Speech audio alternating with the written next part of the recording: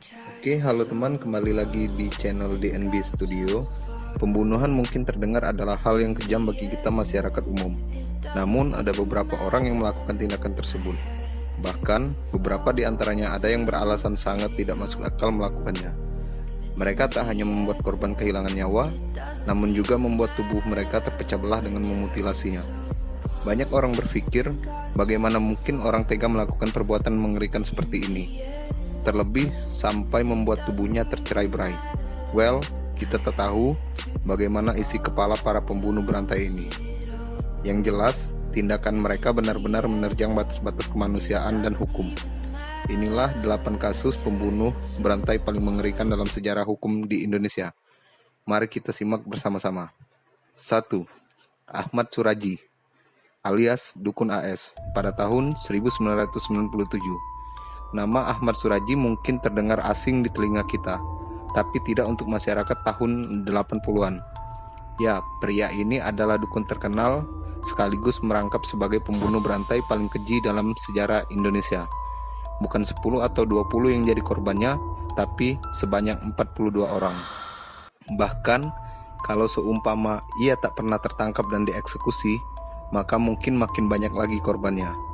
Semua korban dari pria berprofesi dukun ini adalah wanita muda. Ia membunuh para wanita ini untuk menyempurnakan ilmu hitamnya.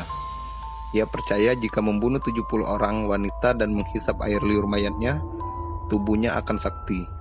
Ajaran ini diperoleh Ahmad Suraji dari ayahnya ketika ia baru berusia 12 tahun. Namun ia baru mendalaminya saat berusia 20-an tahun.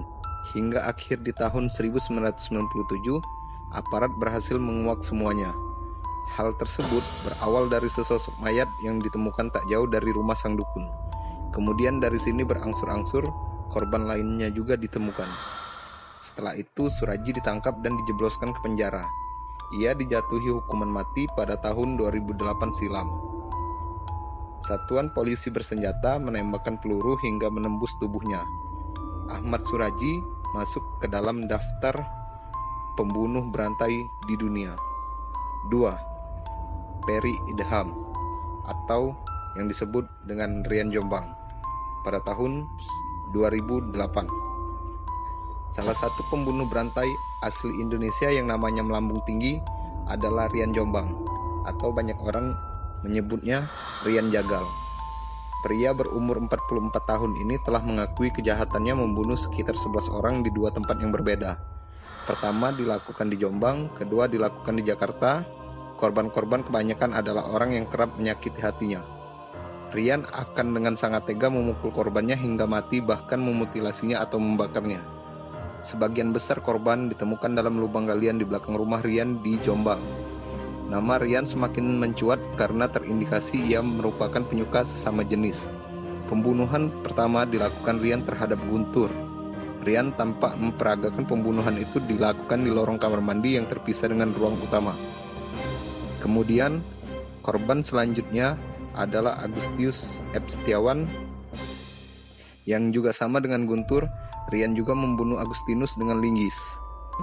Pembunuhan selanjutnya juga dilakukan Rian terhadap korban lainnya, yaitu Muhammad Aksoni dan Zainal Abidin.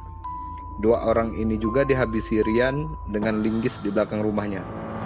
Pembunuhan yang tak kalah sadis dilakukan Rian saat ia menghabisi Nani Hidayati dan anaknya, Silvia Dewi Ramadhani yang masih berusia 3 tahun.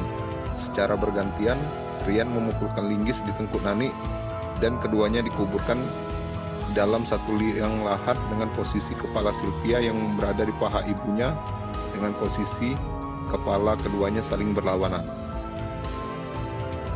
Pembunuhan 2 orang sekaligus juga dilakukan Rian terhadap Ariel Somba Sitanggang dan Vincentius Yudi Priyono. Rian membunuh Vincentius dikarenakan korban mengetahui pembunuhan yang dilakukan Rian terhadap Ariel. Lantaran takut aksi pembunuhannya diketahui, Rian lantas memukul tengkuk korban, lagi-lagi dengan menggunakan linggis yang sama. Beberapa korban yang dibunuh ternyata juga merupakan pria yang orientasi seksualnya sama dengan Rian. Atas aksinya ini, Rian diberi hukuman mati oleh pengadilan. Ia telah melakukan beberapa kali banding. Bersyukur semuanya ditolak oleh pengadilan dan pengadilan menyatakan jika Rian pantas dihukum mati atas aksi kejamnya yang merenggut banyak nyawa orang. 3. Babeh Baikuni yang terjadi pada tahun 2007 dan 2008. Baikuni adalah seorang pria yang sering dipanggil Babeh oleh anak-anak jalanan. Pria berumur 54 tahun ini ditangkap pada tahun 2010 silam atas tuduhan pembunuhan berantai dan juga kekerasan seksual pada anak laki-laki di bawah umur. Korbannya antara lain Ardiansa, 9 tahun, seorang anak pengamen jalanan dibunuh dan dimutilasi oleh Baikuni alias Babe, 48 tahun. Babe adalah koordinator pedagang asongan dan anak-anak pengamen jalanan. Salah satunya adalah Ardiansa di kawasan Pulau Gadung. Tubuh anak pengamen jalanan itu dipotong-potong menjadi 5 bagian dan dibuang di 2 lokasi berbeda. Bahkan setelah korban dibunuh, sebelum dimutilasi, Babe mensodomi korban. Pada saat pemeriksaan, Baikuni mengakui bahwa ia telah membunuh 2 anak jalanan lainnya, yaitu Adi dan Arif, dan melakukan hal yang sama, yaitu memutilasi korban, sehingga berdasarkan pengakuannya, total ia telah membunuh sebanyak 14 anak laki-laki yang masih di bawah umur. Ia gemar sekali melakukan pelecehan pada anak-anak hingga menyetubuhi mayatnya. Baikuni mengalami trauma masa kecil hingga melampiaskan rasa sakitnya dengan membunuh anak-anak jalanan tak berdosa ini.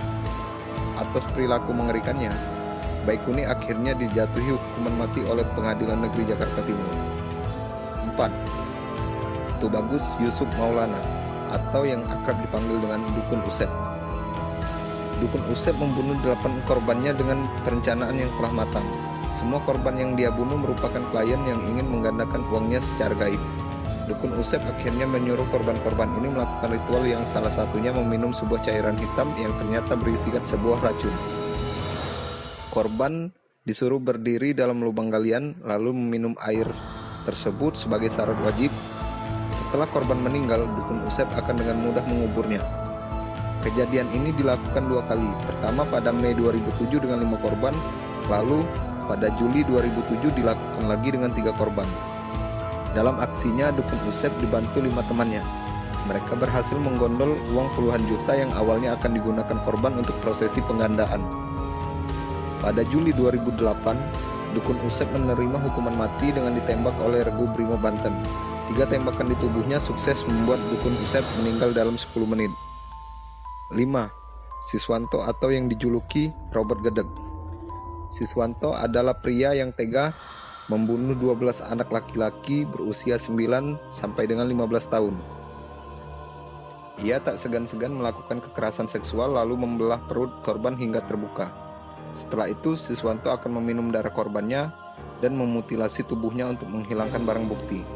Hal mengerikan ini dilakukan oleh Siswanto mulai tahun 1994 hingga korban terakhir ditemukan pada Juli 1996. Pelaku yang akhirnya meninggal tahun 2007 silam di Nusa Kambangan ini mengaku sangat menikmati aksinya.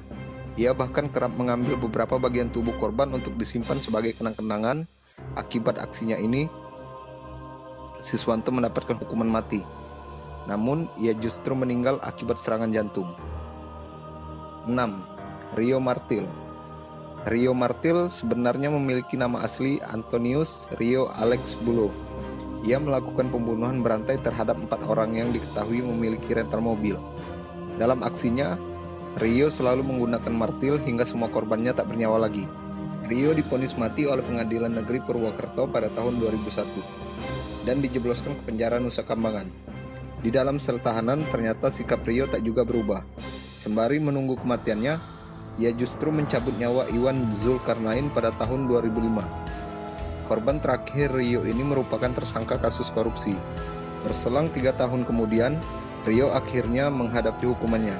Ia tewas setelah satuan regu tembak membombardir tubuhnya hingga tak bernyawa lagi. 7. Garibaldi Handayani. Garibaldi Handayani adalah anggota kepolisian Polda Jambi.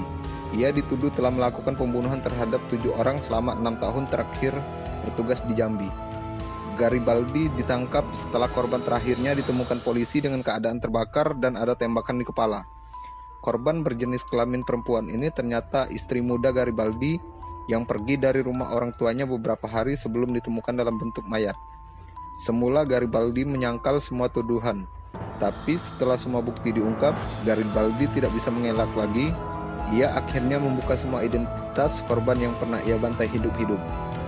Pihak kepolisian yang menangani kasus ini mengatakan jika Garibaldi adalah pembunuh berdarah dingin. Atas segala aksi kejam yang dilakukannya, ia mendapat ganjaran hukuman mati. 8. Mujianto. Sosok satu ini menjadi sorotan publik karena diduga melakukan pembunuhan berantai mulai akhir tahun 2011 hingga awal tahun 2012. Pembunuhan tersebut dilakukan dengan cara meracuni korbannya dengan racun tikus yang dicampur ke dalam makanan atau minuman. Beruntungnya, ada satu korban yang selamat dari percobaan pembunuhan yang dilakukannya tersebut, dan kemudian melaporkan peristiwa tersebut ke polisi, sehingga pada 14 Februari 2012, Mujianto berhasil ditangkap. Mujianto yang mengakui aksinya itu dilakukan dengan bantuan pasangan sesama jenisnya, Joko Supriyanto, 49 tahun. Ia menyatakan bahwa total korbannya mencapai 15 orang.